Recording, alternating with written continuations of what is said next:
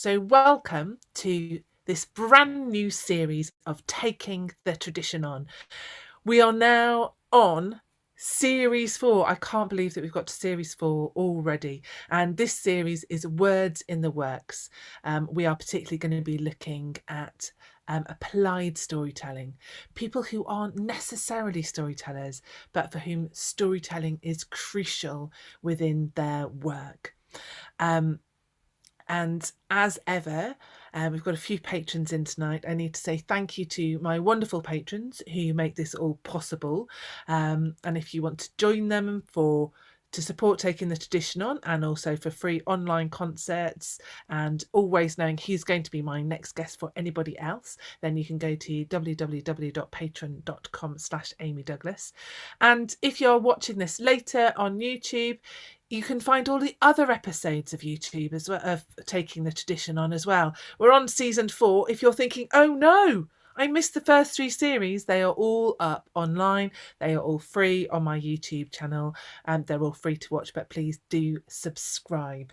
And it'd be great to have you with us and have a look through all of those past episodes.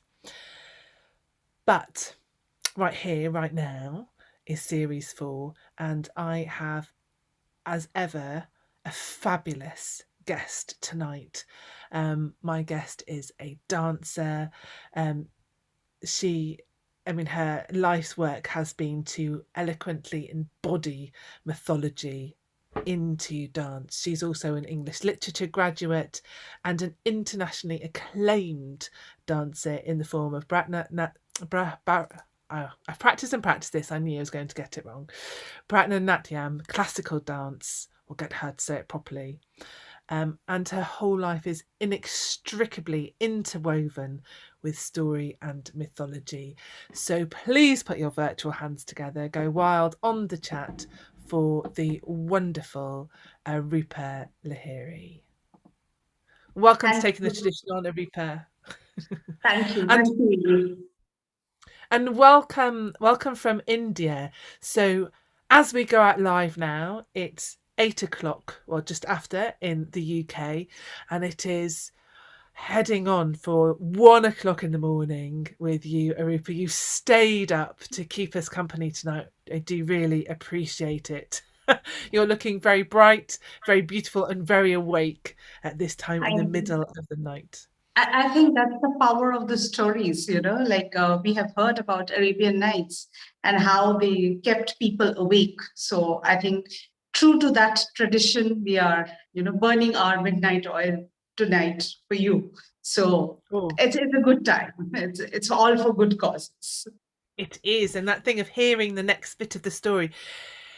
Now, I think you've always loved stories. I know you fell in love with English literature. You studied that, but you became a dancer. And there are many forms of dance in India.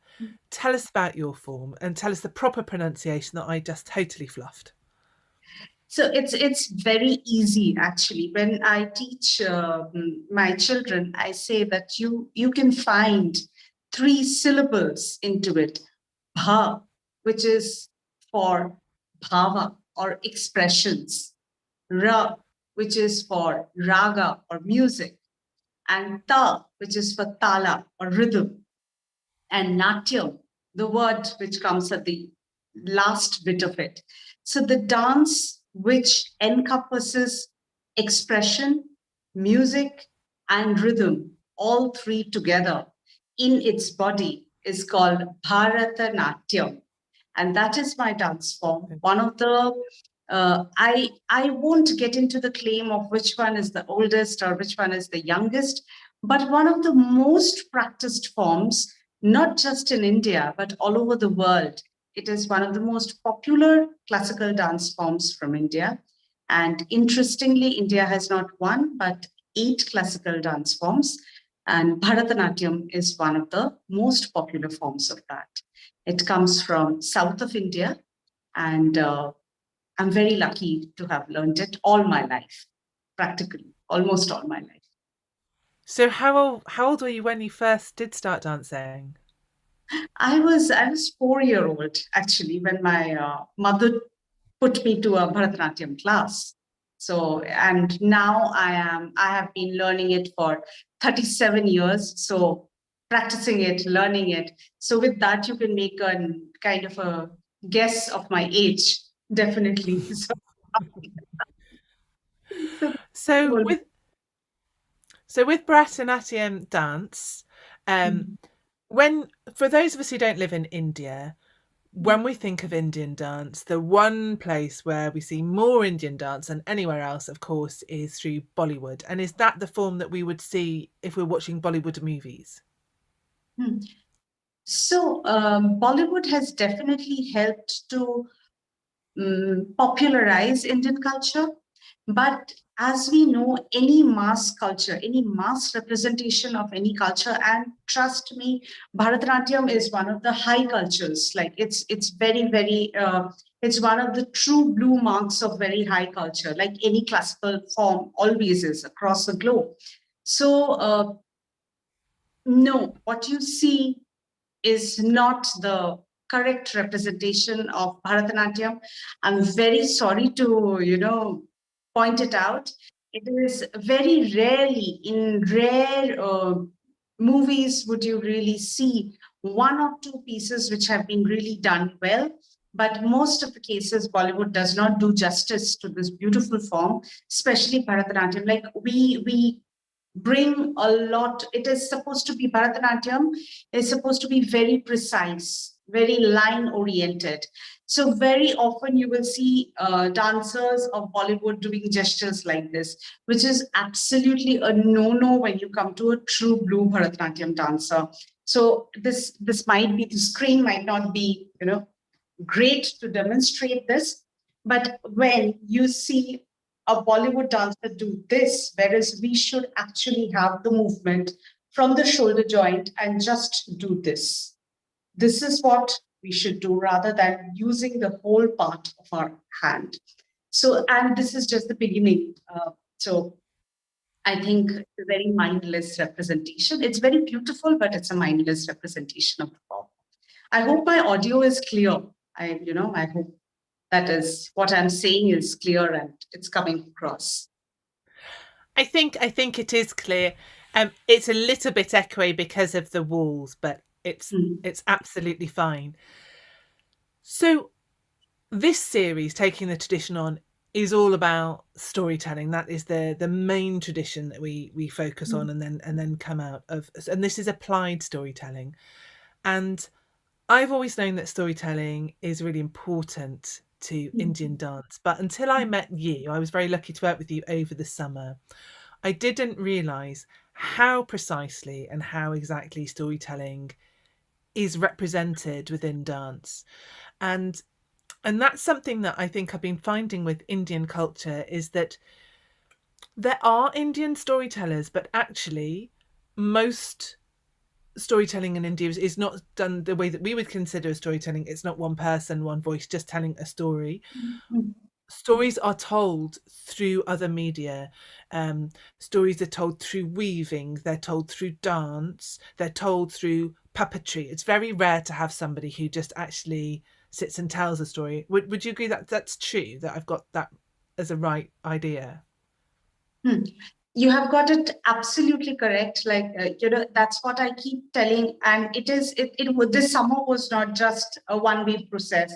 We all learned from each other. And I think it was a wonderful experience of working with such fantastic storytellers like you, Philippa, and all of you, that we could spend almost 1.5 months together. So I put this disclaimer out all the time when I meet storytellers that Indian classical dancers are not, Indian classical dance is not a storytelling form. And I'm very, I strongly believe that we tell stories, but we are not storytellers. In India, there is actually storytelling forms. And like you mentioned, stories are told through weaves. They're told through paintings. People sing and tell stories and paint. That's a form called Patachitra. Then there are forms like there is a form called Moirangshai, which is from far northeast corner of Manipur, where there is this huge Manipuri epic of a lovelorn, a couple who is starstruck. So there is a performative storytelling format which revolves around only that epic. But a BharataNatyam dancer or a Kathak dancer or a Mohiniyattam dancer can pick up any story, and we can tell that story through our form. For example, like when you start telling story, say in language English, okay, so you have to learn the basics of the language. You will have to learn the alphabets of the language. That's essential to become a storyteller. Similarly, in our case, we really need to know our alphabets. So for us, our alphabets are created by our hands. Like, for example, this, like you have A in English, this is our first alphabet, and this is called Pataka, which actually mean a flag. But it can, say, for example, with A, you can create multiple words. Similarly, with this gesture, if I combine this gesture, say, with another gesture like this, and put it together, it becomes Namaste. Or if I just use it like this and do this, tell me what it becomes. What am I holding? What do you think I'm holding in my hand? It's a book. It's definitely Yes, a book. it's a book. So like that. So if I do this with that same gesture, then the book becomes a mirror. So like that, joining the alphabets, we start creating words. And later on, we develop the poetry or the narrative through which we tell multiple stories. Say, for example,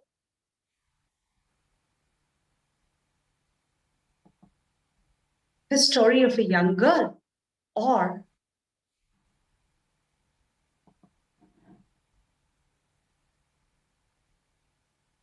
the story of a person who's frightened, or maybe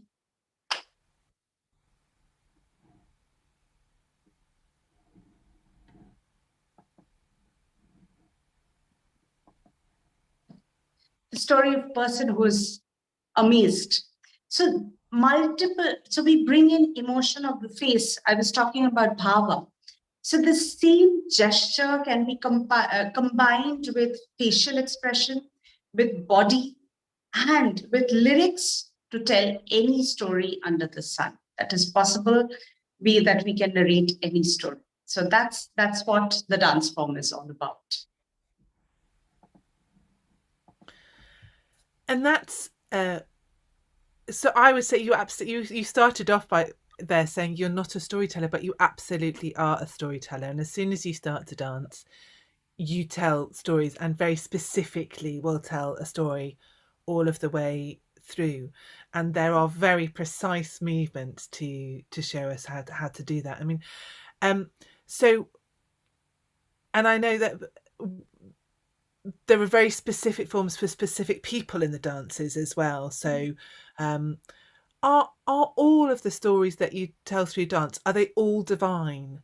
Because I mean, that's sort of quite an interesting thing as well for us. Is obviously we know about sacred stories, and we have stories to do. There's lots of religions present in Britain that have their own stories, but traditional storytelling is not quite as connected to the divine, I don't think, as in India. Do you have a storytelling tradition that isn't about the gods, that isn't to do with divinity? Yes, there are a lot of folk stories which are not related to gods and goddesses, and so there is this. Um, Interestingly, as we are moving into the modern contemporary world, we are taking on stories which are not which do not necessarily talk about gods and goddesses. They can become your story, my story. It can become something very abstract. Like you could talk about light as a source. I know of so many dancers who have created stories about rotation and revolution. The concept of, so it's not necessary to tell the story of Shiva or Vishnu or Brahma. It can have any narrative. The dance itself is a language which can talk about any narrative that that you strongly believe in, but you have to believe in that to tell that story. Like you have to own that story to pass it on to somebody else. For example, just tell me any sentence, just let's have this game where you just tell me a sentence and let's see if that can become a story. Okay. Well, I think that the chat is working. So, okay, somebody come up with a sentence. Okay. This isn't just about me. There's quite a few people here. Let's see. Who's up for this game to give Arupa a sentence? This is a bit of challenge, which becomes quite a challenge for me when I face the children in school, because they come up with something very abstract. So do we have any sentences yet?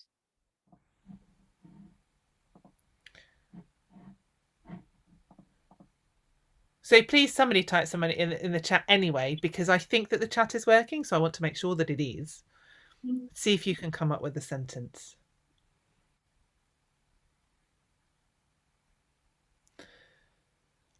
Well, while they're thinking, it's been the most glorious hunter's moon here recently. So I'm going to have the hunter's moon is shining. Now, okay. Once there was a dog who was very hungry. Okay, let's try this.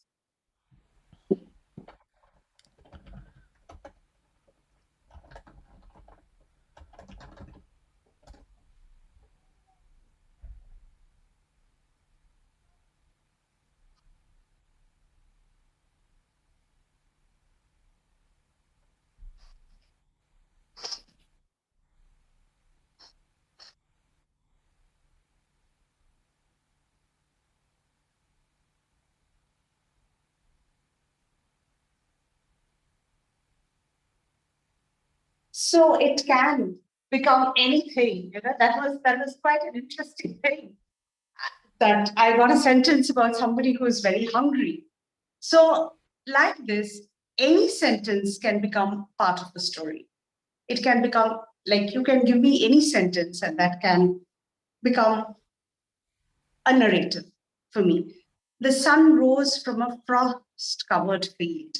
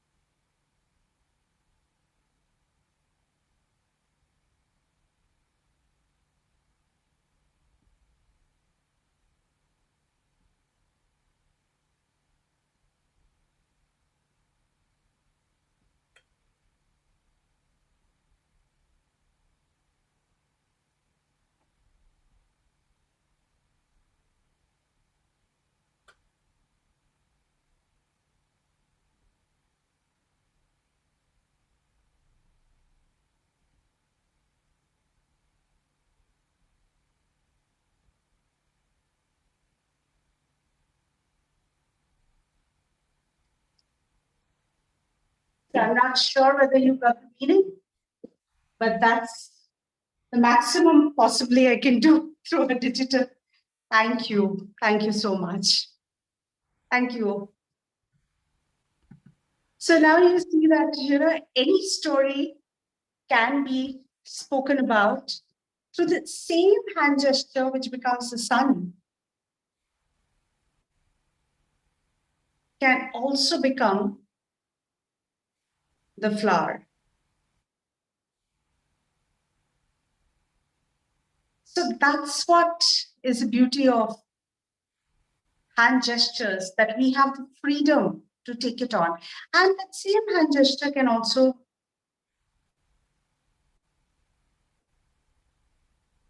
show the face or show the emotion.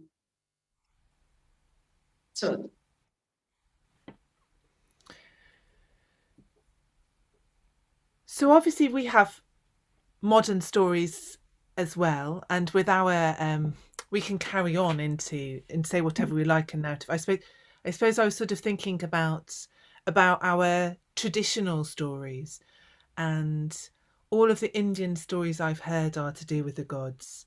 And I know that kind of there's very definite postures for Shiva, or for Parvati, and so there are certain stances or postures that are reserved for them.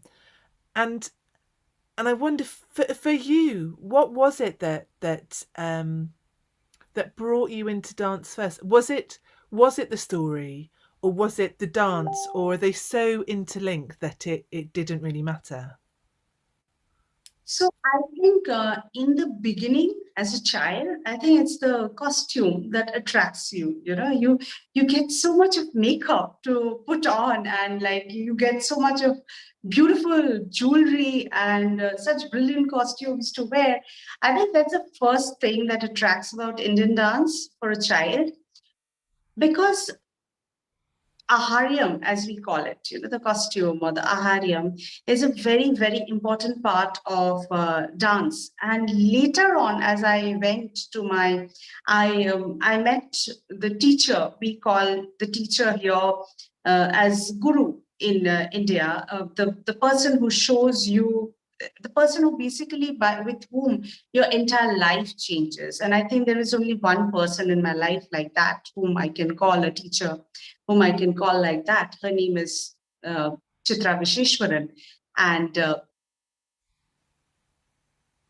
oh, thank you. So she's also a Padma awardee. And I think later on she explained that, now even when I'm wearing a sari or a normal dress in a day-to-day life, for me, it is very important that I choose what represents me, because ahariam represents the dancer. So that's very important that you select the correct costume. I think that's the first thing that attracted me: the glamour of the stage, the prospect of performing. And then later on, I think much later, I for the initial 20 years, I think I was just dancing. I was dancing because somebody had asked me to dance. My parents had put me to dance. Then I kind of looked at it as an exercise, as a good exercise.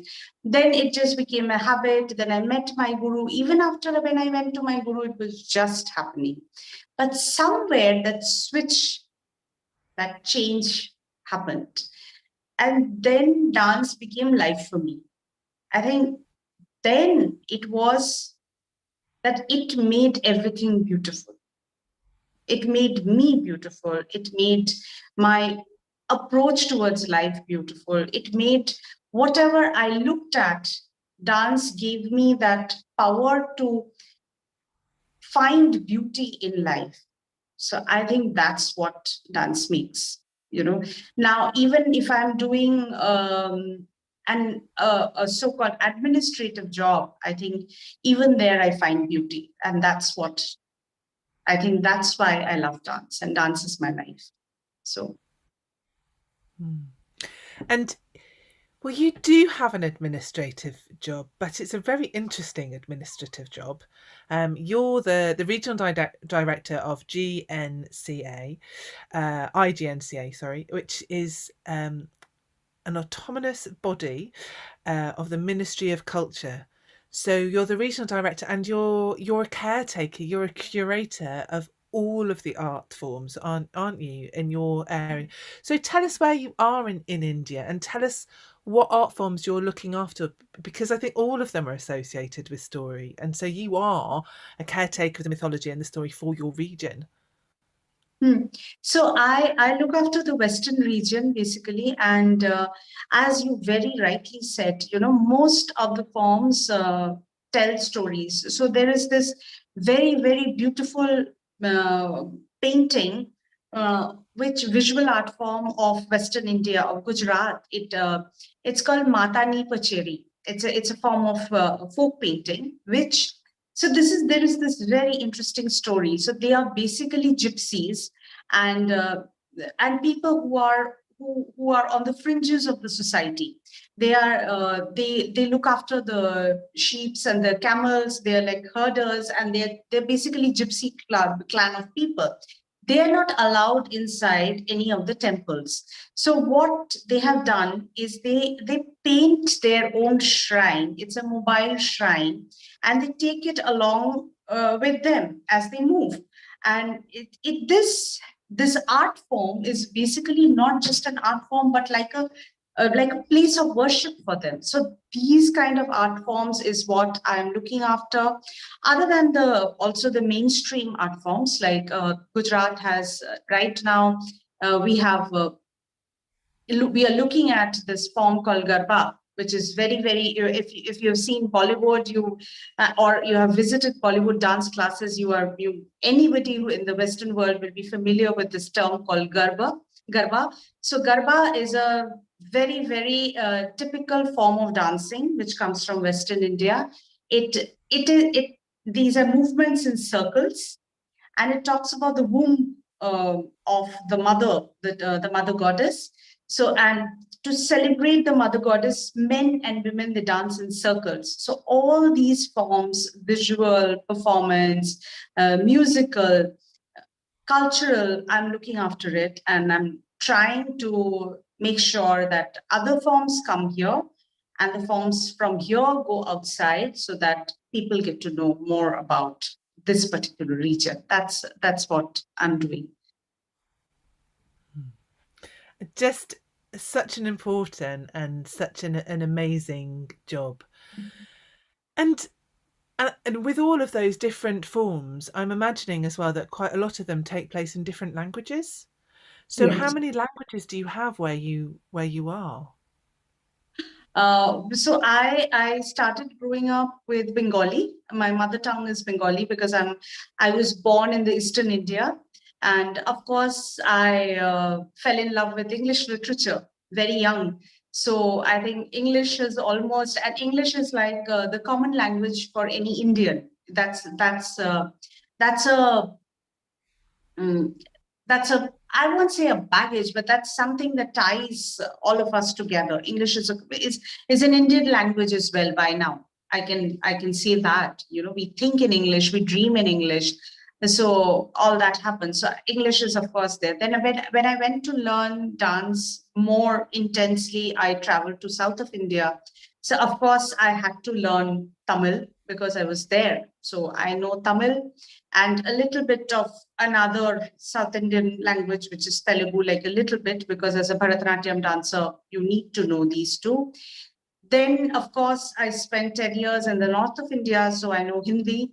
And then now I'm in Gujarat. And so we have Marathi, we have Gujarati, and we have Rajasthani as well. So these are the languages. But I can understand Gujarati and I can read Gujarati, but I am not yet able to speak in Gujarati. So that's just 8 months down the line that I've been here. It's very, very impressive. But do you think that in India maybe that's why storytelling has become so interwoven in so many other art forms? Because actually it's quite difficult to just maybe sit and tell a story because there are so many different languages, Hmm. um, that maybe those people who are really interested in story tend to turn to dance or weaving or something that is visual because it is something that everybody can access, and that those stories are common to all, so that you come up with a different way of working the story, of living the story, because of all these different languages. So, Amy, actually, not because when you go to the Eastern world, like I'll just give a small example. There is this, in the Eastern world, you will see quite a few storytelling forms which talk about this particular snake goddess who has no existence whatsoever in the main Hindu pantheon. Okay. But she's a very prominent character when you come to Orissa, Bengal, Assam, these kind of states. She is called Manasa, and many of the storytelling forms, like be it visual, be it performative, they borrow the story from her story particularly. So they're very region specific. And I think that's the beauty of India, that it has every, 10 miles, there's something new, something waiting to be discovered, something which when you encounter, you feel that, oh, there is nothing more beautiful than this one. And then you move ahead and then there is something else. So it's almost like, I've been on ground. I have visited many, many small villages. I'm very lucky to have, my life has taken me to those places.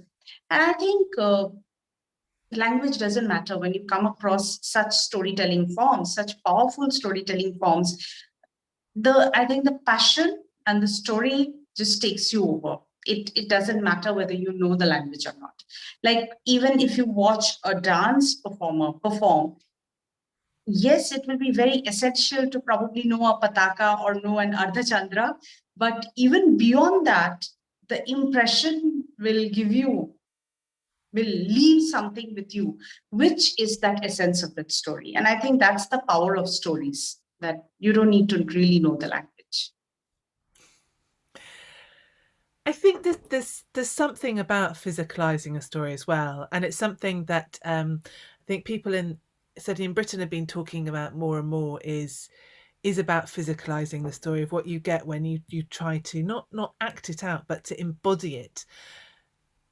And are there things that you have found that when you've heard a story, when you then start to dance it, can you think of any moments where that kind of act of internalizing it, physicalizing it, of putting it into your body, has just made you see something different in that story, has made you understand it on a different level?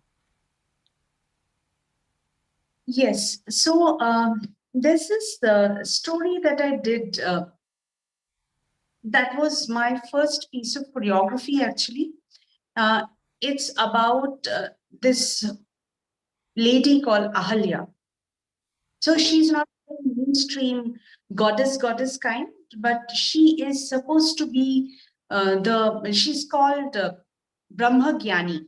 Okay, she's like she's one of the wives of a saint, and but the point was, she was extremely beautiful. She was somewhat like this. I'm forgetting this Greek mythology character, the one who Pandora. Pandora, yeah, she was so beautiful, and she was given a box which was, they were supposed to be open. So she was this very beautiful, um, like extremely intelligent, at par with all the men at that point of time, that kind of a woman who was married to this rishi, to this saint. So the story has very, very conflicting uh, layers. And as in India, always, there are so many versions of the same story that you don't know what to believe in. So when I did an entire 1 hour long production, the common thing is that she cheated on her husband. So her husband cursed her, and she became a stone. And then Lord Rama came and touched her with his feet. And with that grace of God, she came back to life. But when I started reading more about her, and when I started choreographing it, and when I started performing it, somewhere down the line, I think as a woman, I started questioning this version. And I think I realized that the original poet never mentioned that she became stone. What was mentioned was she withdrew herself. And I also started questioning the fact that if she was, okay, so the mainstream story says she fell for this man, and for this god who is like Zeus, like Indra we have. She fell, who came in a disguise, and who took her, took liberty with her. So I started realizing that probably as an independent woman, as an intelligent woman, as a well-read woman who could see, she had the boon to see through disguises. So would she have fallen then? Can anybody make a fool of her? Is that possible? So that was a question that stayed with me for the longest possible time. And then I started realizing that probably this was a liberty she took herself. And when she got critiqued, because when a man does the same mistake and a woman does the same mistake, the punishment is not always the same. The man gets away and the woman never is allowed to, so this was the point where I started depicting it in a different way. I said that no, I am going to withdraw from the world. The same friends who are like, they start talking about me, they start gossiping. So my ears become like the stone wall. They don't want to hear anything. My heart, which used to blossom, has become stone like now, because all the kindness, all the love, all the effervescence that I used to have is now going to, get controlled, and I'm going to withdraw from the society who's judging me. So that was my interpretation of looking at it. And of course, like, it came from the point of what I read and what I saw and how I would react as a woman, like if I like ever go through such process and the society starts attacking me. So I will not literally become a stone, but I will become a stone like thing and all my emotions will get erased. So my Ahalya became somebody who was emotionally very disturbed rather than physically undergoing a mythical change, so as to say. So that's I think that's one story I took, I approached it differently. Thank you. All right, it sounds a beautiful piece and a beautiful process. So I'm going to open it up in a little while for questions and answers, and if there's anybody else who would like to ask you some questions. But I suspect the question that everybody would like to ask, and I would like to ask as well, is we've talked so much, and you've shown us some of the little building blocks that go into making a dance, and you've shown us some phrases. Will you show us a little bit of you in full flow, a little bit of you dancing? Okay, so I'll just so there is this thing which says, I'm just going to explain it before I do. It's a very small one line which says that, like the words and the words and the meaning of the words cannot be separated. The world and its father and mother cannot be separated. Who are they? They are Shiv, the masculine principle of the world, and Parvati, who's the feminine principle of the world. So, like you cannot separate the word from its meaning, you cannot separate Shiva from his counterpart, who is also known as Shiva. So I'm just going to do this flash of a line so that everybody can see what Bharatanatyam is. It's very little small, but probably it will give some idea.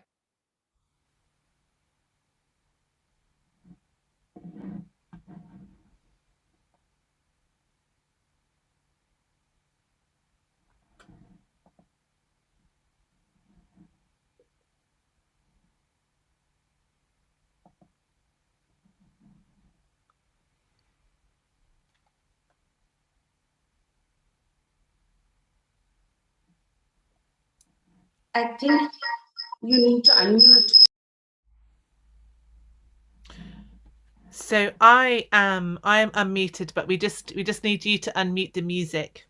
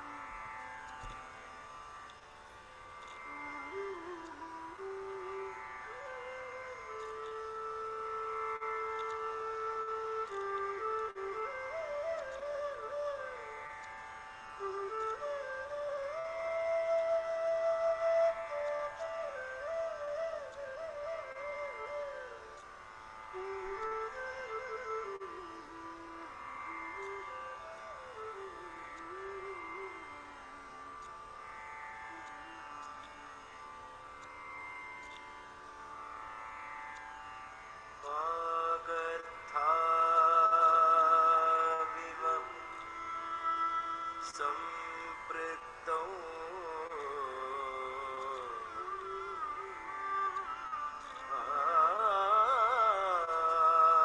आगतं प्रतिपत्तये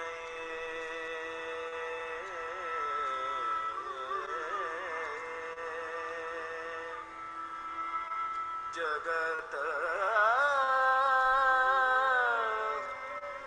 पितरौ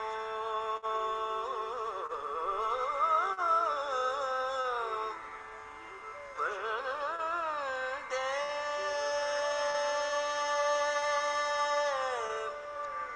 पार्वती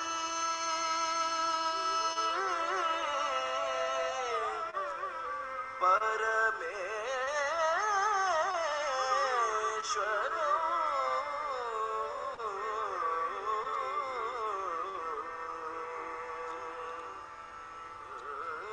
वन्दे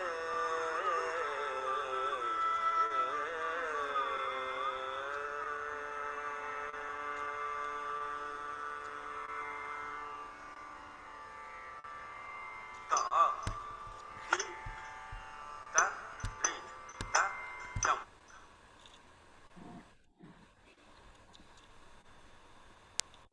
Oh, thank you, Arupa. It's just a little taster. Thank you. And I hope to see, because once I start dancing, I can't see anything else. So I wasn't sure whether you could see me or not. Just We could, well, I could see you fine. I think Lynn had a little bit of a problem, but then I think everybody could see and hope didn't miss any too much. So it has been a little night for Gremlins. I think it was just Lynn.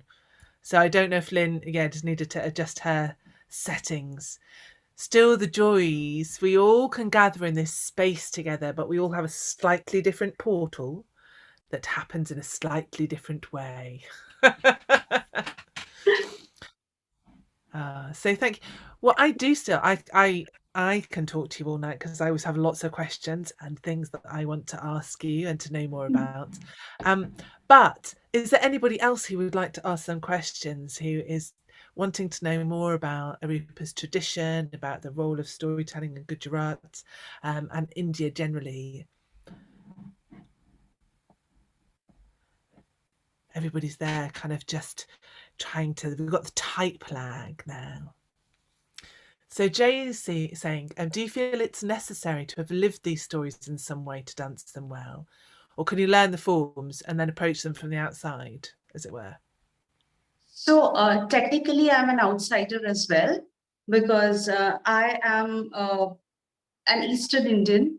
I wasn't born into the system. I wasn't. This form is from south of India, and but I learned it from outside, and I'm performing it. And I hope I'm not doing too bad a job, because I've spent almost now, as I said, almost 37 years with this form. So you don't really need to live this narrative. Or I have students from Finland, from outside India, from Mexico. So they are from different culture. So it's just you can grow in the system. You can learn about it. You can fall in love with that, with these stories, and with this particular form. What is story? This particular form, this particular lifestyle, and you can perform. Yes, Sarah, I do. I do perform stories from Mahabharata. In fact, one of the pieces that Amy and I and 4 other storytellers that we did together was about the game of dice, and about the point where the 5 brothers lost everything to the 100 brothers, and they lost their queen as well. So the question she had, that was the particular incident that we had picked up as part of our presentation for Commonwealth.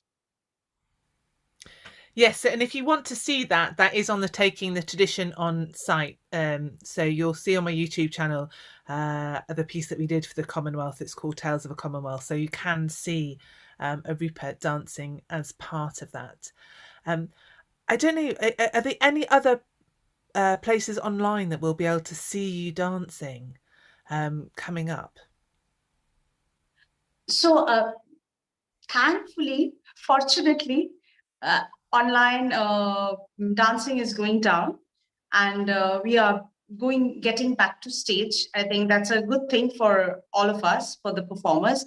But yes, there's something coming up. There's a new concept that I'm working.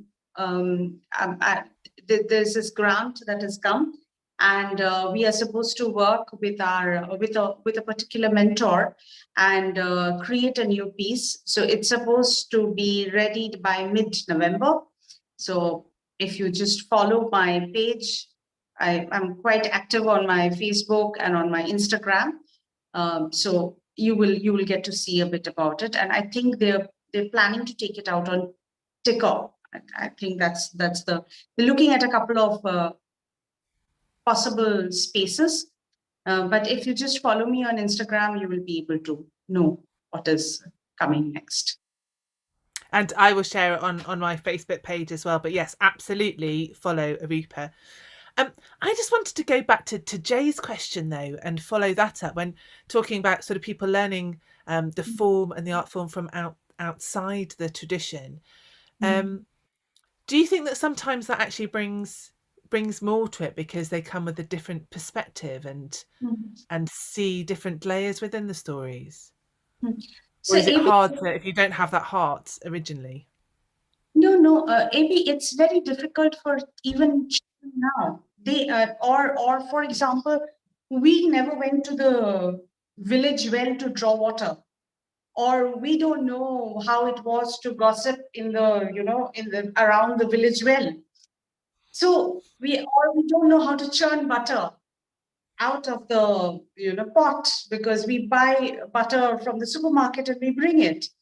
The children nowadays don't even move, let alone coming from a different culture. Everything happens to Alexa. So how do you teach a child to stretch out? And when I tell the child that, okay, imagine that it's like a flower, it's a shower of flour falling on you when you do this particular movement, they don't step out in the garden.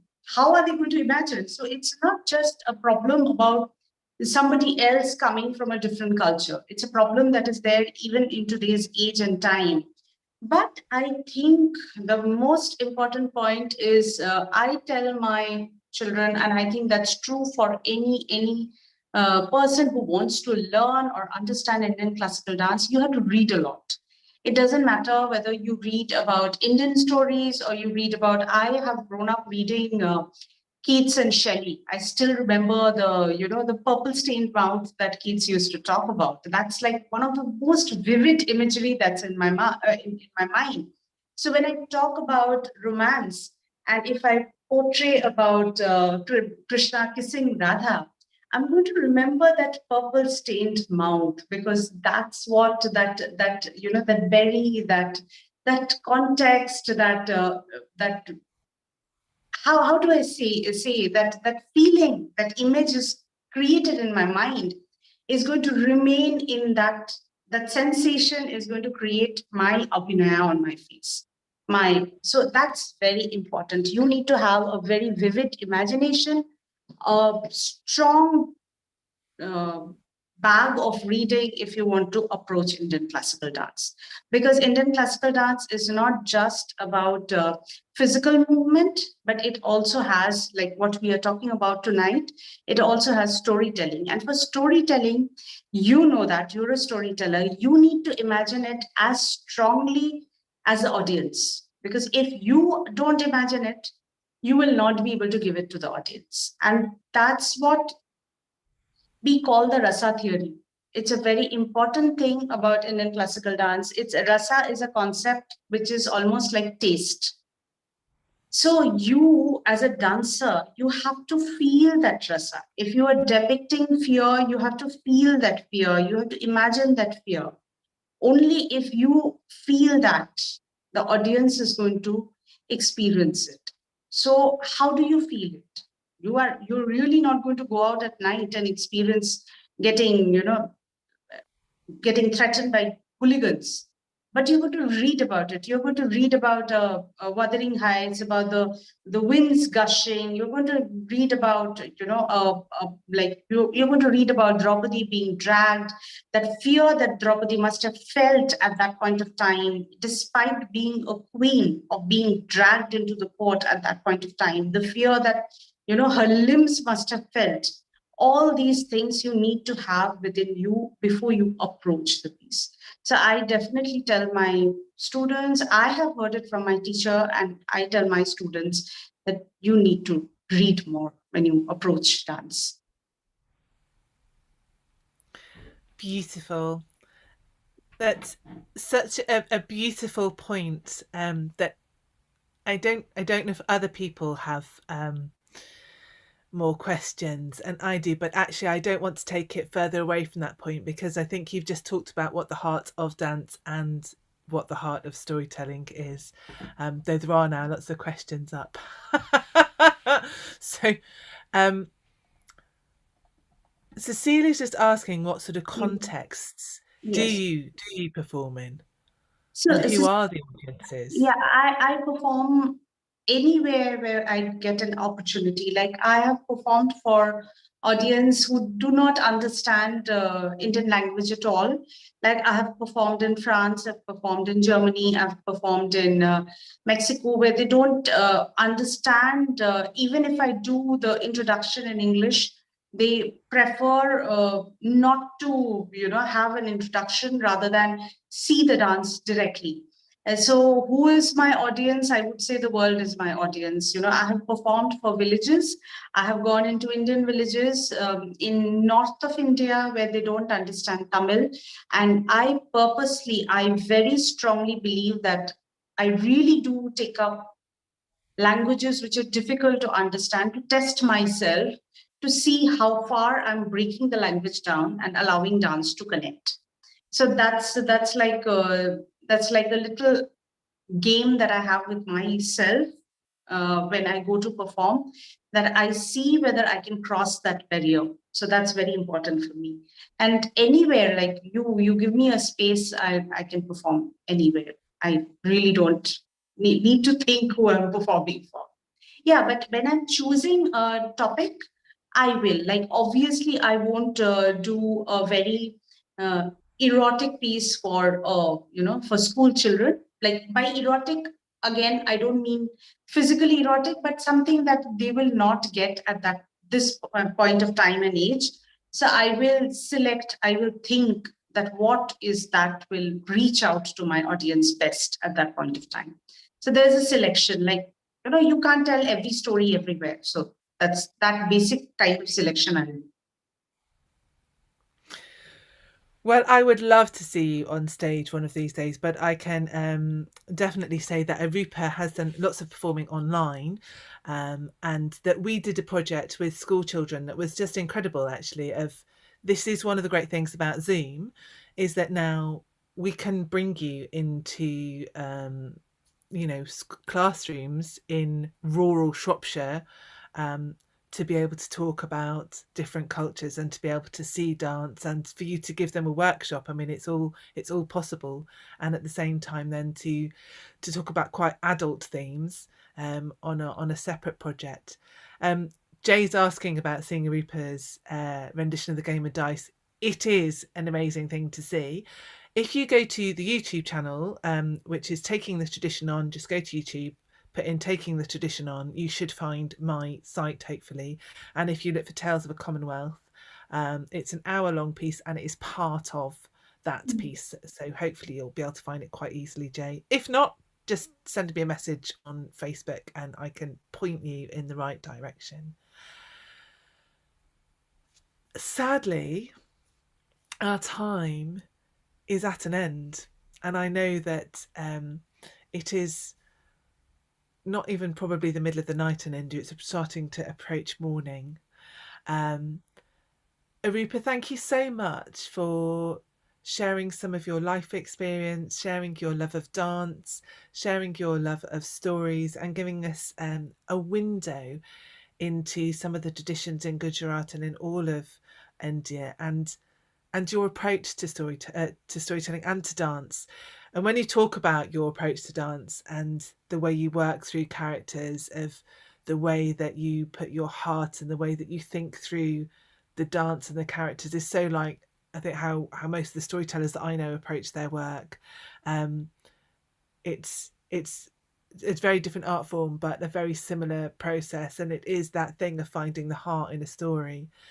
So thank you all very much for joining us this evening. Thank you for coming and listening to Arupa. Arupa, thank you for sharing of your knowledge and your wisdom and your soul. If you have enjoyed this evening, there are many more episodes of Taking the Tradition on the YouTube channel, Taking the Tradition On, 3 series of interviews with storytellers from all over the world and different traditions. So you can just sit and watch those at your leisure. They're all free, a fantastic archive of wonderful people. Please do subscribe, and then you'll know when more things are coming up. And I will be back next month, where we carry on with Words in the Works, the new series of Taking the Tradition On with applied storytelling. A very different... Oh, there you go. You get to see the lovely Arupa. Probably much better actually to look at Arupa. You can listen to me, but watch Arupa instead. No. Let her have a little rest. But thank you so much. Thank you, the lovely, lovely audience, for being so encouraging. And, we always say that for a dancer, the audience is very important. So for any performing artist, the audience is extremely important. So thank you for being so encouraging. And Amy, you are you. We just get the... I feel, I always say that we are like soul sisters who have just fallen into place. So thank you so much for inviting me. Oh, well, thank you very much, my sister from another country. And this is the thing about stories, is they bring us together, they open our hearts, they let us get to know each other, and they let us explore the world in just such a lovely way. And I'm going to go and look up the purple mouth now. I think I'm going to take a poem to my bed with me. But thank you to Arupa. But I will be back next month, and my guest next month is Janice Del Negro, and we're going to be looking at a very different aspect of applied storytelling. Janice is an American storyteller. She's based in Chicago.